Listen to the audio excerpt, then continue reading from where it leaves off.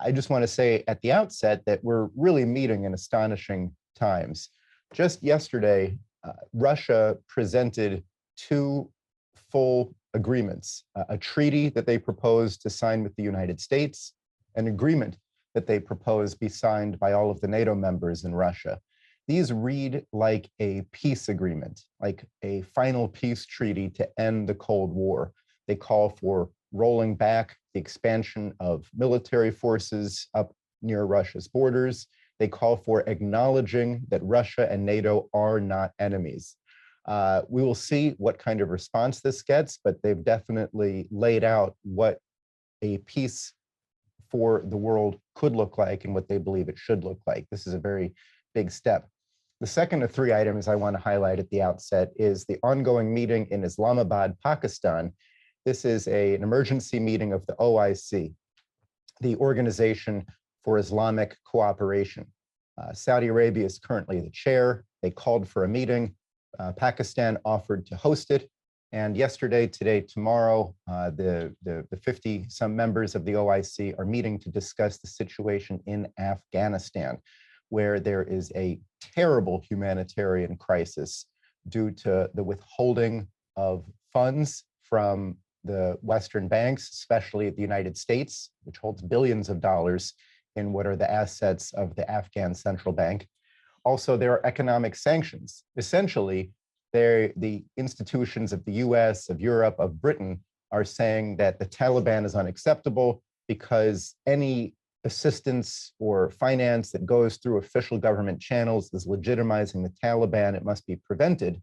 The result is starvation, is the shutdown of healthcare, is people dying, potentially dying by the millions over the winter due to a lack of food, a lack of energy, a lack of healthcare. This is a disgusting situation.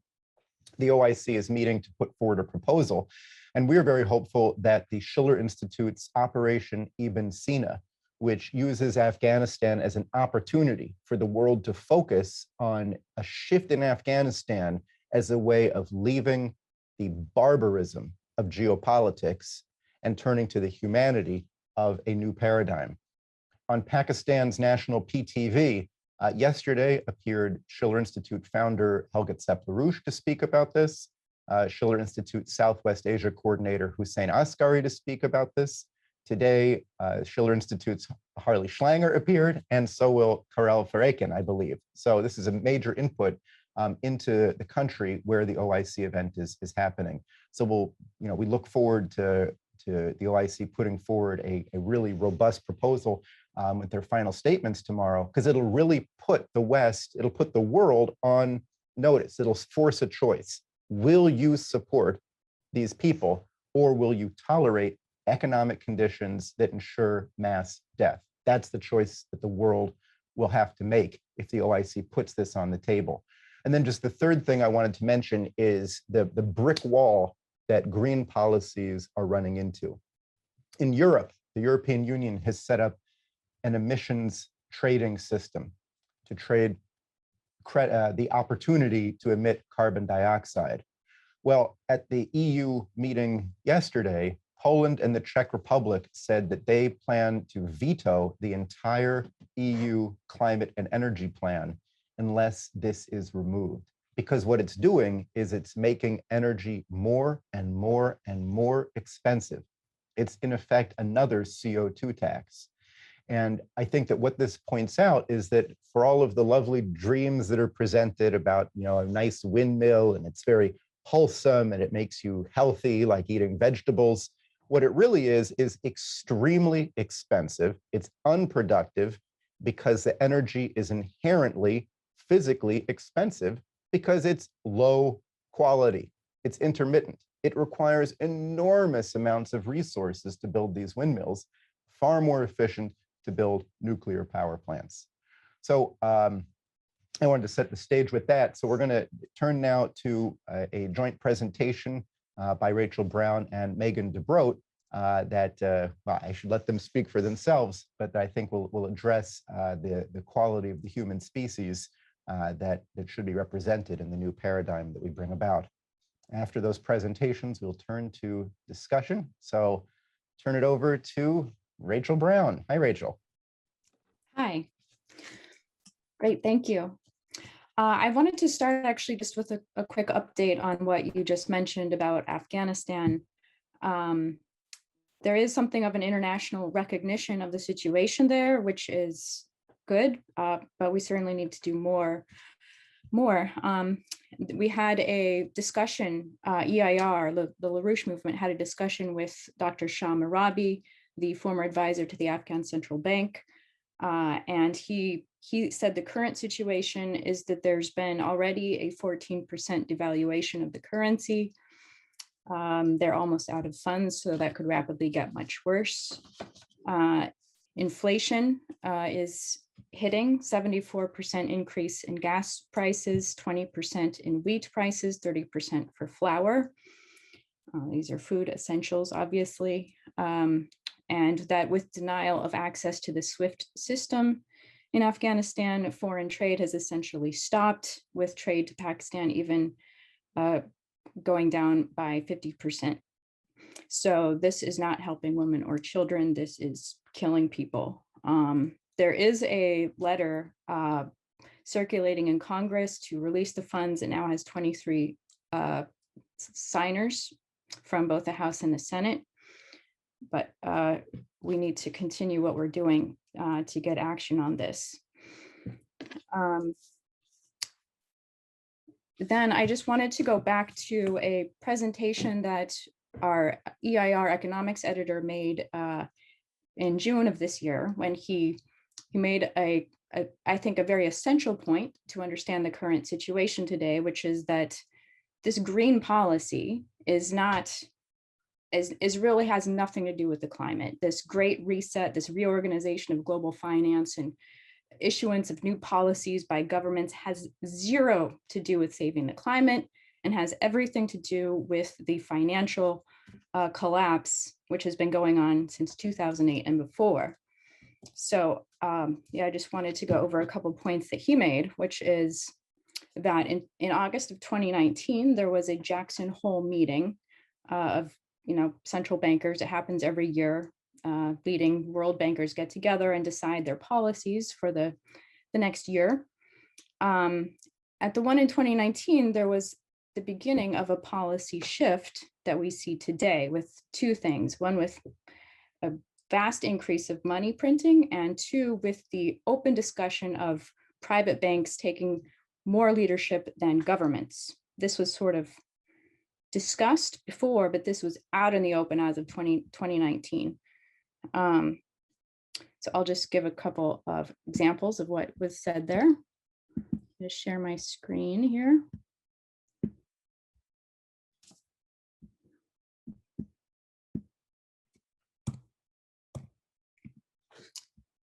Okay, so it was 4 Blackrock executives put forward a paper from Blackrock of what they thought should be done. Blackrock is the largest money management firm in the world. Move my screen so I can see this. They said, we are going to see a regime change in monetary policy that's as big a deal as the one we saw between pre-crisis and post-crisis. A blurring of fiscal and monetary activities and responsibilities. That is pre-2008 and post-2008 financial meltdown and the complete emergency actions, so-called, that had to be taken by governments to save these financial institutions. That was a blurring of previous lines in economic policy. And they said, we're going to see as big of a change now as we did then, a regime change. Oops. Trying to go, there we go. Mark, actually, okay. So why did they say this? This is 2019. Here we have a inflation chart looking at the inflation of different commodities. If you look at the bottom of this, the diagram, it shows the annual average change in inflation. So from 2000 to 2005, increased 11%. From 2010 to 2019, this is in the period of the money printing post 2008 collapse, there was zero inflation, and there was the beginning of deflation. So this is what these bankers said they had to address. We can't have deflation happen. We're going to have to start the printing presses even more.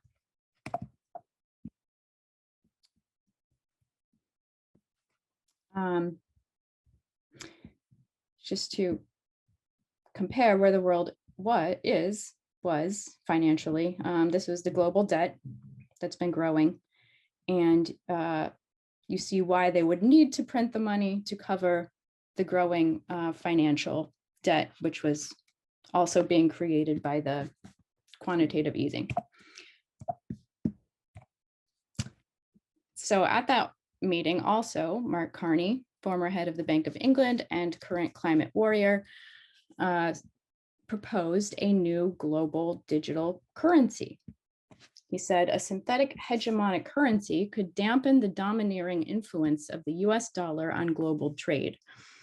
If the share of trade invoiced in SHC were to rise, shocks in the US would have less potent spillovers through exchange rates and trade would become less synchronized across countries.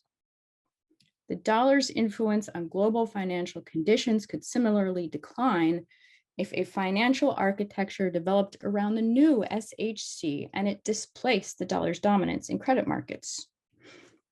Interesting attempt to prepare for a collapse of the dollar and an attempt to reorganize the system in one controlled by these central bankers or private bankers, really. Okay, I'm going to stop sharing for 1 second. Anyway, we can leave that there. Okay. So that was 2019. They called for the regime change. What happened since? Starting in March of 2020, there was $10 trillion issued in 18 months. That tripled the rate of the quantitative easing of the previous decade. We also had the COVID crisis, March 2020, and the United States added $5 trillion in new treasury spending in monetary COVID relief, which did nothing physically to change the crisis, but printed money to deal with it. And now today we have a COP26, a sudden claim to care so much about the climate crisis, and we need emergency measures to deal with it. But actually the policies that they're pushing are the same policies as was going on previously, just in result of the financial collapse, which is more control, more decision-making by these same people, Mark Carney, Blackrock, who were the architects of the collapse and the architects of the policy to save the financial institutions and destroy the physical economy. But we just saw, as Jason also just referenced, that the green policies are not going over so well. The COP26 conference was a failure. We just had the vetoing of the UN climate resolution, declaring climate to be a matter of security by Russia, voted no by India. And we've had many other developing countries start to speak up against this and say, we have a right to develop. So what's really going on with this policy is it's really aimed at control and, in effect, absolutely at depopulation, at preventing the development of the natural development of the economy of the world, and essentially calling any country that wants to develop as an adversary of the human race. These countries are not really an adversary of the human race, as they are also people, but actually are adversaries to, this system. And the system has to be ended if humanity is to grow and prosper. So LaRouche saw all of these policies coming in the 1960s, late 1960s, when he challenged all the leading economists who were beginning these monetary policy shifts. and developed, understanding what would happen if they were not changed, his own physical economic science, where he saw human beings not as an outsider or an inhibition to a perfect system of trade, but as the essential quality of economics, the essential ingredient of a unified system of human beings and a universe, which is geared at growth. So while we're going to look a little bit more at that later with Megan, but one person that he referenced as in coherence with his economic policies was a scientist, since LaRouche doesn't view economics as money, but as a science of money, but as a reproduction of the human species. So that's actually a physical science of chemistry, of industry, of new discoveries. So he discovered and led out into his discussions Vladimir Vernadsky, who was a Russian and Ukrainian biogeochemist. You see here, he was 1863 to 1945. And we're just going to go through a little bit of. I can't see your screen right now, Rachel. Oh, really? Okay. I thought it was still sharing. 1 second.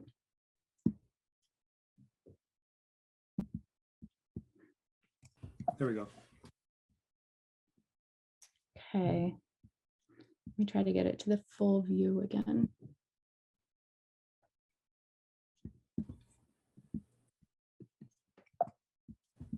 Yeah, just click on play. I know it's behind the menu bar, so I can't click on it. There we go.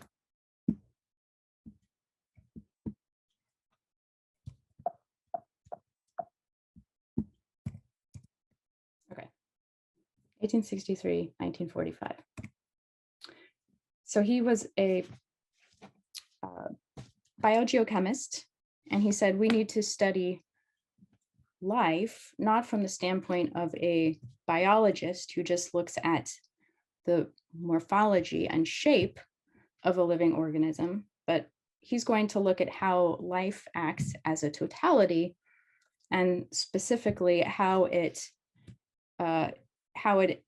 moves matter through the universe, what he called the biogenic migration of atoms. So here's something he said as sort of a summary of that idea. He says, life manifests itself in the Earth's crust in a way that is different from the phenomena studied by biologists. Here we notice two features of its structure. We see that life acts only by means of the energy, quantity, and composition of the matter inherent to it. Secondly, we see that individual organisms move to the background in regard to the greatness of the observed phenomena. We notice only the general total effect of their activity. So we're going to look at those components: energy, quantity, and composition of matter. He says that those characteristics can describe a given species of organism as distinctly as biologists generally do with, shape and morphology of their species.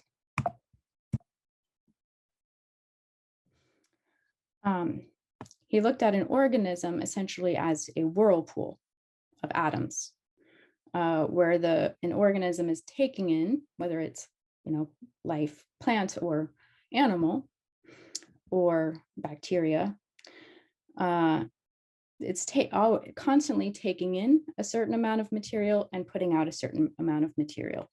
And that for each given organism, that'll be a very specific rate of change, rate of motion, and character of motion.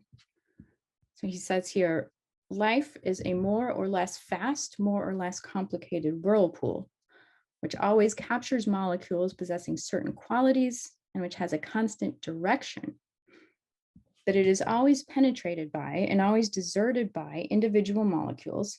So the form of a living body is more significant for it than for its substance. As long as this motion exists, the body within which it occurs is alive, it lives. As soon as the motion comes to a complete standstill, the body dies. And when the body dies, it releases back into the biosphere. And he says each organism is an integral part of the biosphere, which is the system of the activity of life, not just the living organisms themselves, but the whole domain as changed by the principle of life. So the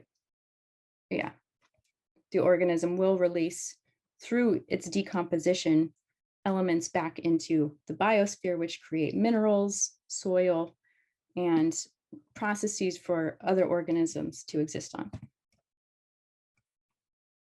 One example he gives of this is photosynthesis. It's essential to the biosphere and all life, and even the noosphere, which we'll talk a little bit about later, that chlorophyll exists and that we have a technology of life transferring energy from the sun into physical biomass, which can be consumed by all other parts of the biosphere for energy.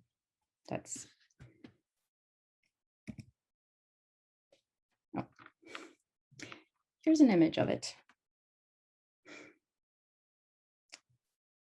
He says if life, for example, if life ceased to exist, carbon dioxide would increase.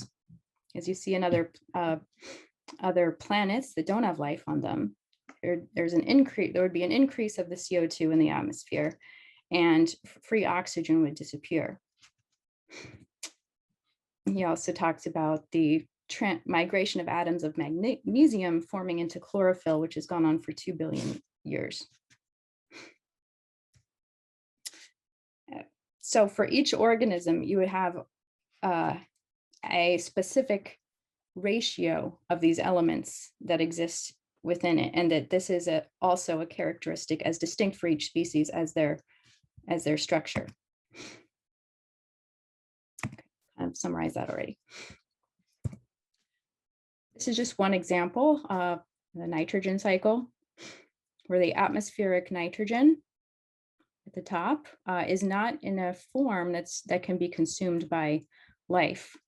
So it is transformed by bacteria in the soil, which converts it into ammonium, which can then be used by different forms of life.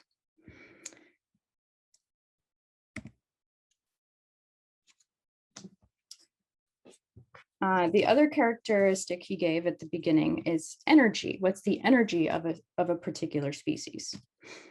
And this has to do with how quickly it multiplies. So he says, living matter, organisms taken as a whole, is spread over the entire surface of the earth in a manner analogous to a gas. It produces a specific pressure in the surrounding environment, either avoiding the instances on its upward path or overcoming them. In the course of time, living matter clothes the whole terrestrial globe with a continuous envelope, which is absent only when some external force interferes with its encompassing movement. So life is like a power, which is always attempting to grow and increase. The speed of transmission of life over the maximum distance available to it will be a characteristic constant for each type of homogeneous living matter, specific for each species or breed. We shall use this constant to express the geochemical activity of life. It expresses a characteristic both of multiplication and of the limits imposed by the dimensions and properties of the planet. So again, for each species, it'll have a specific rate at which it multiplies. The fastest is termites, which, if they had no opposition to their growth, like other species, would be able to cover the surface of the entire planet in a few years. Actually, sorry, that was not the fastest. That's very fast, but the fastest is bacteria, which divides itself many times in one day. Bacteria could cover the globe with a thin layer of their bodies in less than 36 hours. So that's the greatest rate of biogeochemical energy. Insects, grasses, plankton are all also very fast, and the slowest is the elephant. So interesting, it's not what you would think as the most powerful organism, but you get the idea of the weak forces, which is similar actually to political organizing. And lastly, just to reiterate this idea that he went forward, the viewpoint of not just looking at the individual organism, but looking at the whole system and what life does as more important than just studying the object per se. And these physical processes are the same method as in LaRouche's economics, but we're going to get more into that. But I'm actually going to leave it there and pass it on to Megan.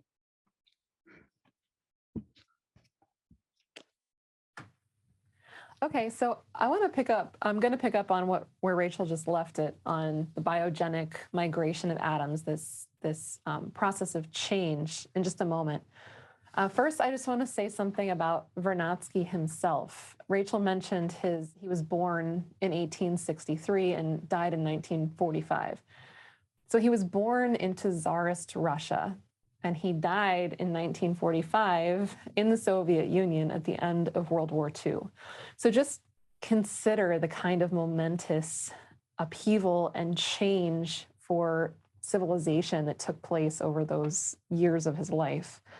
His father was an economist who introduced the works of Henry C. Carey, the American system economist of Lincoln, into Russia for the first time.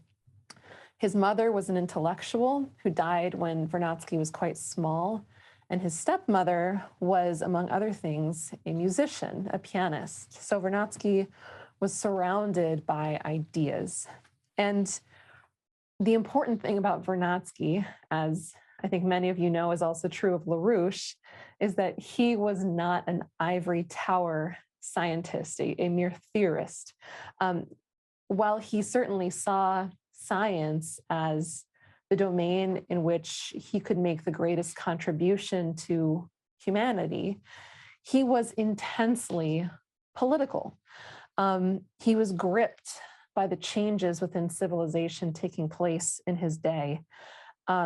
Even as a student, he was part of many of the student groups in the university pushing back against the censorship and the oppression of free thought, free speech within Tsarist Russia, which was not always a safe place to put oneself.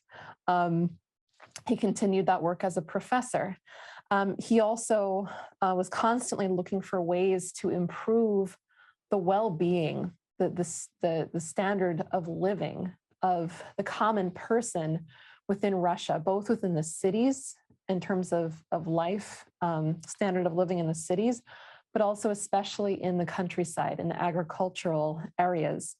One of the ways he did this later in life was to work for the Academy of Sciences to map out the mineral wealth of Russia. He promoted the Russian nuclear program and so forth with the hopes of allowing the government to improve the physical economic status of the entire population. So that's just a little bit something to keep in mind about Vernadsky and why he might have been why he might have been able to be such an important thinker.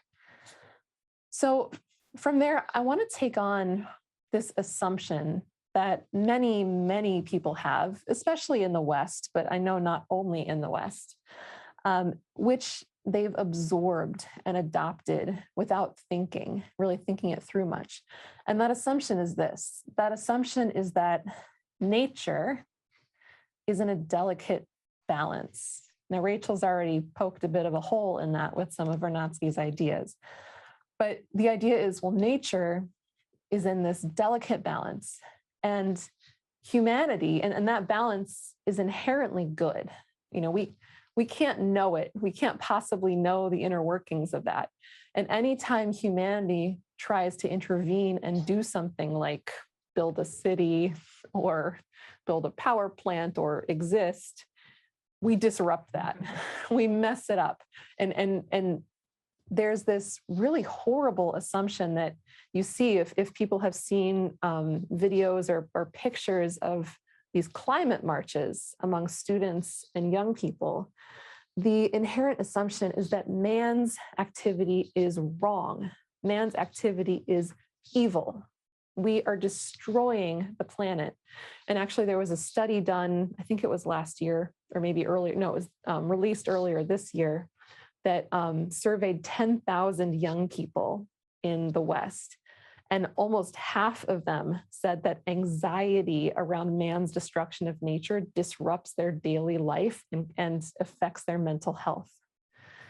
So consider the effect of that assumption, which was adopted without any scientific proof. So in fact, what Vernadsky shows is that there is no such thing as a balance of nature. There's no such thing as a stasis. This is one of Vernadsky's very important contributions. Take this process of what Vernadsky termed the biogenic, or caused by life, the biogenic migration of atoms, this flow of materials and energy through living matter. This is an incessant process. It doesn't ever stop. Life is constantly moving materials and applying energies to build its body and change the environment around it. And when that process stops, the organism dies. So I want to pull up, Dave, if you could pull up the first quote. This is from a work that Vernadsky wrote, I forget what year, but it's a very good work called The Evolution of Species and Living Matter.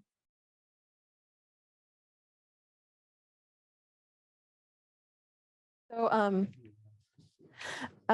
Vernadsky says, on the one hand, the biogenic migration is linked in the most intimate way and genetically to the matter of the living organism, to its existence. Cuvier gave a correct and precise definition of the living organism during its life as an incessant current, a whirlpool of atoms. This is what Rachel referenced from that other work as well. A whirlpool of atoms which come from the exterior and return there. The organism lives as long as the current of atoms subsists. The current encompasses all of the material of the organism. Each organism on its own, or all organisms taken together, continually creates by respiration, nutrition, internal metabolism, and reproduction, a biogenic current of atoms, which constructs and maintains living matter. In sum, it is the essential form and principle of biogenic migration, of which the numerical importance is determined by the mass of living matter existing in a given moment on our planet. So again, a living thing isn't a thing, it's a state of action. And this current that Vernadsky described using the image from Cuvier, this current changes the environment. It doesn't leave the surrounding biosphere untouched in a pristine state. Life is constantly acting in a way which has, for example, created new minerals, which did not and could not exist within simply non-living nature. Life has acted to create new concentrations of elements by concentrating elements like iron, for example, within their bodies and creating concentrated deposits of iron, and so forth. So Vernadsky looked at this process and he said, this process of life over time, changing the environment around it, by that action of biogenic migration is not random. It's vectored in a very definite direction of development. And that development is one which started in a relatively lower energy state and has been moving over evolutionary time to a higher energy state, where the rate at which life is changing surrounding nature is increasing over time. So here's something Vernadsky said about that. Taken together, the annals of paleontology do not show the character of a chaotic upheaval, sometimes in one direction and sometimes in another, but of phenomena for which the development is carried out in a determined manner, always in the same direction, in that of the increasing of consciousness, of thought, and of the creation of forms augmenting the action of life on the ambient environment.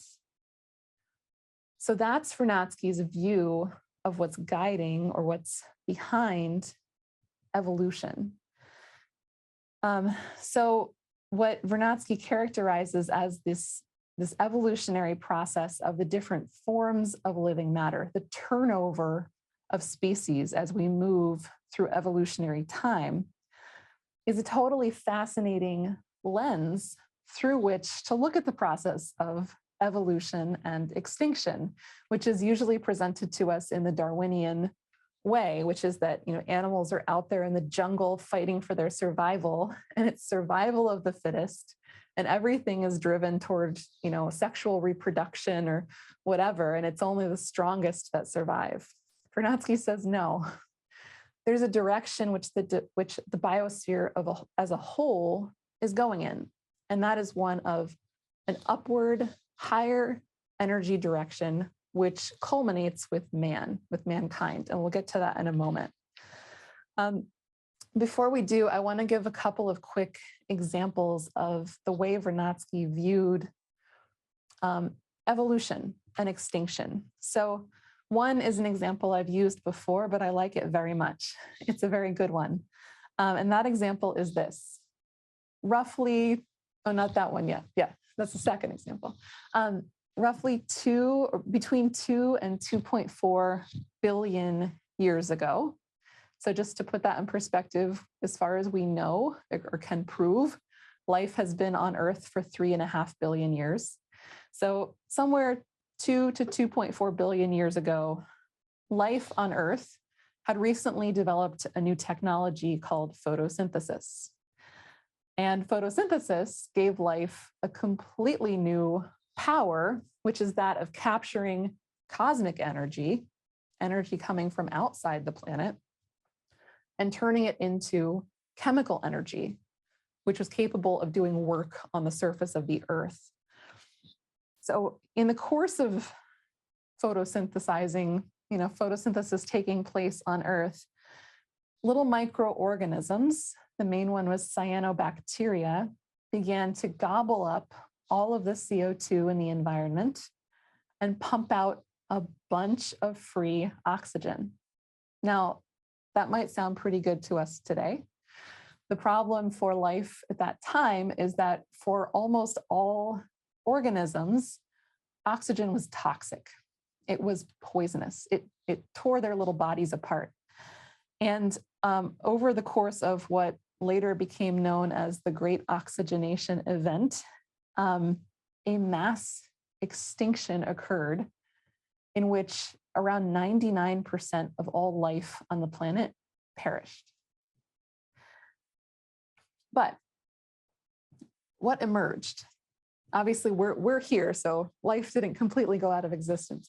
What emerged out of this? Well, the organisms which survived were those which were able to metabolize oxygen.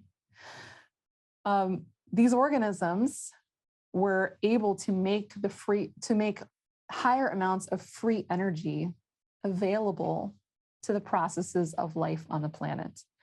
That effect of life on the surrounding environment skyrocketed. And in the wake of this, new technologies such as mitochondria within cells and cellular life were able to emerge. So from one standpoint, if you were a little organism that could not process oxygen, this was a tragedy for you. This was a really terrible thing. But if we look at it from the standpoint of the biosphere as a whole, a higher state emerged. Now, another quick, somewhat general example I want to give, you can put the slide up now, is to look at another one of the more famous extinction events, which is the KT extinction. That's when the dinosaurs were wiped out, thank goodness. So we see here just a very kind of general representation of the predominance of classes of species before the KT boundary, which is represented by that line down the center, and then after the KT boundary. So if we look at animals, the classes of animals which were dominant before the extinction event were reptiles. So these are what we call cold-blooded. They don't internally regulate their own body temperature. They lay eggs for their young. So the gestation of young occurs outside of the body, where it's much less protected from the surrounding environment and so forth. And then in plants, the dominant classes were gymnosperms. These are plants with exposed seeds, like pine trees, conifers, anything like that, where the seeds are exposed to the environment. Now, after the extinction event, look at what happens. You have two classes of organisms which existed earlier, but were very minimal.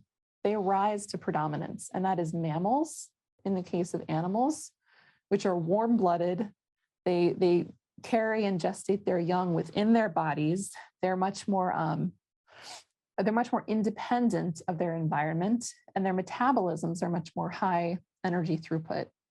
Similarly with plants, we have angiosperms, or the fruit-producing plants, become the dominant classes on the planet. So again, we have an example where if you were a reptile or a gymnosperm, you might not be so happy, or a dinosaur, you might not be so happy.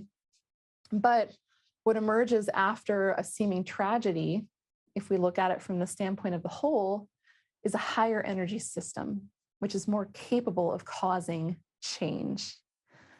So now, where does this lead? I'm obviously skipping over many things, but what this leads up to is the emergence of humanity. Let's take a second to look at this. Humankind. Vernadsky, who was emphatically not a greenie in today's sense, he was not a Malthusian. He wrote about this explicitly, the fallacy of Malthus's stupid idea that population increases geometrically, but food increases arithmetically. So if we don't kill everybody, we're all going to die. Vernadsky denounced this. So he looked at mankind and he considered the unique activity of humanity on the planet and drew some fundamental conclusions. Number one, he said human beings are not merely biological. With humankind, for the first time, we have a being whose primary mode or way of acting and affecting the environment around us, our primary mode of biogenic migration of atoms, is not through our metabolism. It's not through our bodies. We affect the planet in very little through our respiration and our metabolism.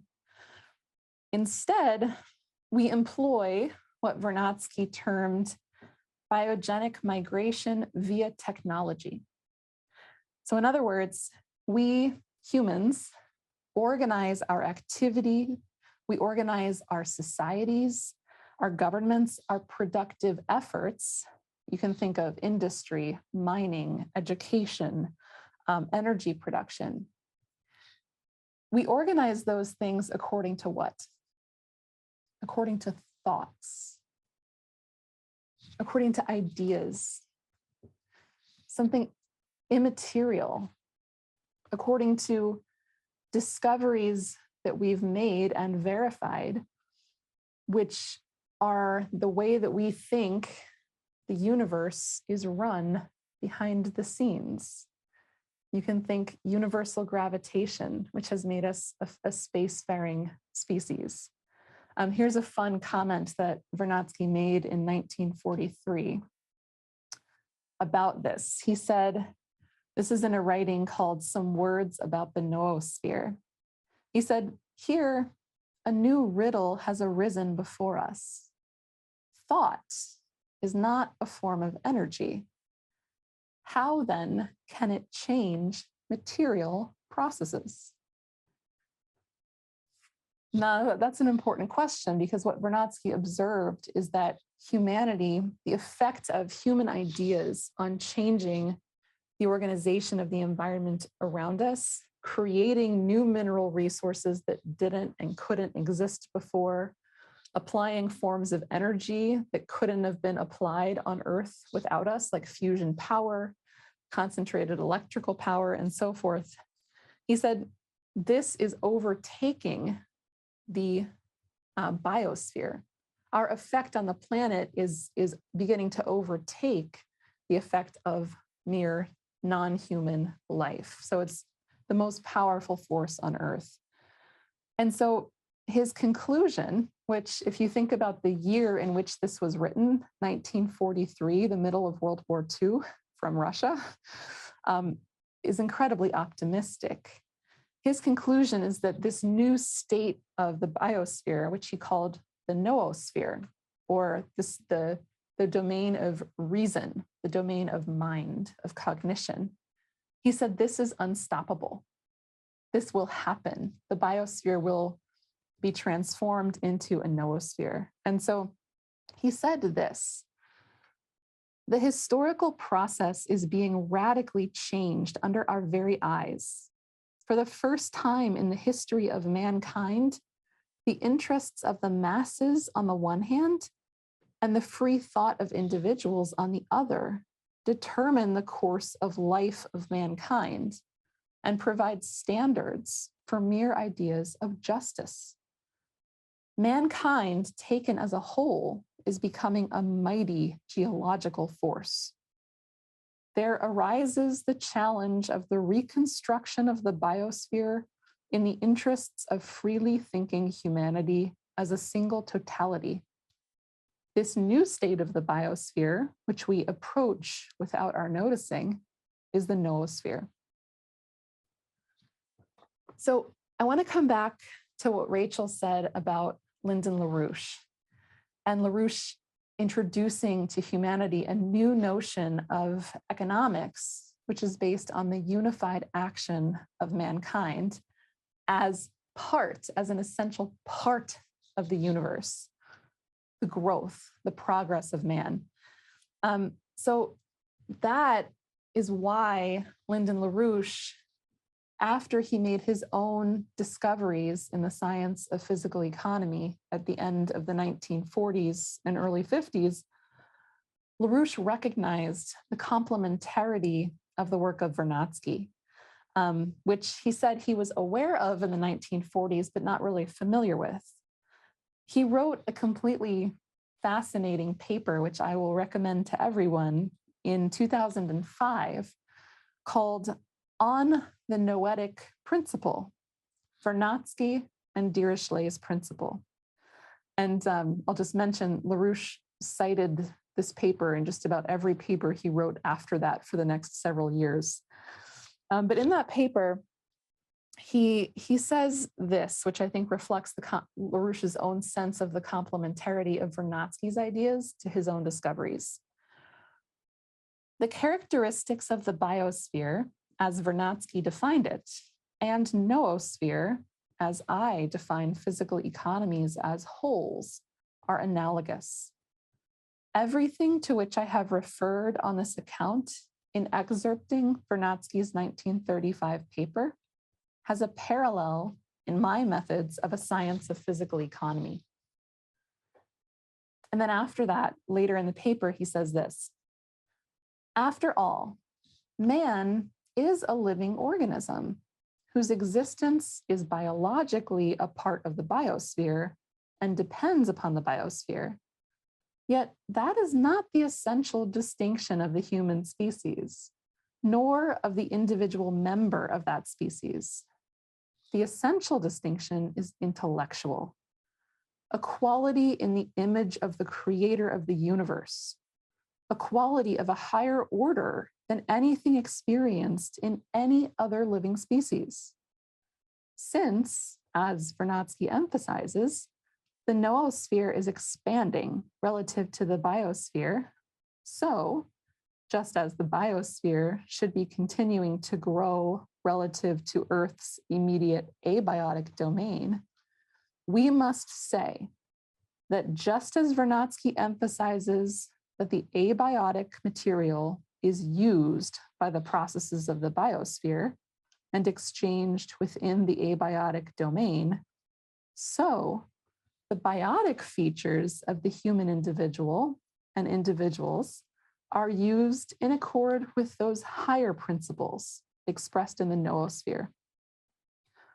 Mankind's historically recent personal entry into exploration of nearby solar space implies the noosphere's absorption of the solar system as of the Earth itself. Now, there's a whole class which I could give, or really has been given and should be given, on LaRouche's economics, which we are not going to go into today for time and other reasons. But if you look at what LaRouche hints at with what I read to you, the nature of this upward process of development and humanity's role in that, that's the essence of LaRouche's discoveries in economics. That's the essence of the metric that Lyndon LaRouche developed to measure the progress of an economy, which he called potential relative population density, implying that we must be supporting more people living longer lives at higher standards of living, who are more capable of making discoveries than their predecessors. And we should be doing that with less relative effort than the generation before us. And we do that through discovery, through technology. So I just want to end it there and just have some ending thoughts, just back to the role of youth in all of this. We need a new culture. This culture that was handed to us by the bankers, by this fascist crowd that's attempting to impose this green ideology and handing it to the young generation to be the soldiers for. This is anti-human, and it's wrong. It's anti-nature. It is not true. It's not coherent with the principles of our universe. So we need a new culture. And Helga LaRouche was interviewed on CGTN a couple of days ago. She was on a program with several other people to discuss the role of young people in political parties. And the first thing she said is that what's most important is what's your image of man? What is your conception of the nature of man? Are we cognitive good beings who are limitlessly perfectible? Or are we animals? That determines everything. And Lyndon LaRouche said many times that the natural, whatever you think when you look around you at your neighbors or your political leaders or whatever else, the actual natural state of humanity should be one of permanent renaissance, permanent improvement, that rather than these long periods of malaise or dark age and war, which are suddenly punctuated by renaissance, that state of progress and revolution really is the natural permanent state, permanent condition of humanity. So that's what I want to put on the table.